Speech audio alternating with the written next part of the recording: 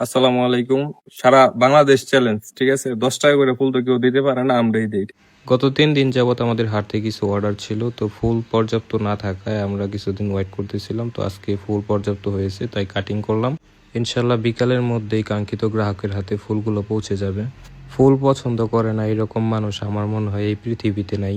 ইনশাল্লাহ আমরা চেষ্টা করতেছি ঈদের মার্কেটটা ধরার জন্য, তো আমাদের জন্য দোয়া করবেন।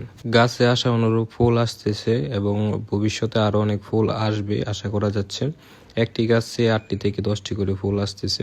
তো বিভিন্ন ভ্যারাইটিজের ফুল আমাদের কাছে আছে।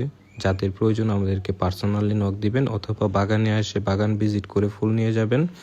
এবং ফুল নেওয়ার পাশাপাশি আপনারা যারা এই বাগানের ফুল দেখে পছন্দ করেন, ফুলের চারা নিতে চান, তাদের জন্য চারা তৈরি করা হয়েছে। ভাই বিদেশ থেকে অর্ডার করতে তার বউয়ের দেওয়ার লাগে, ঠিক আছে? যেই তোরাটা যাইবো আর বউয়ের কাছে আর কি।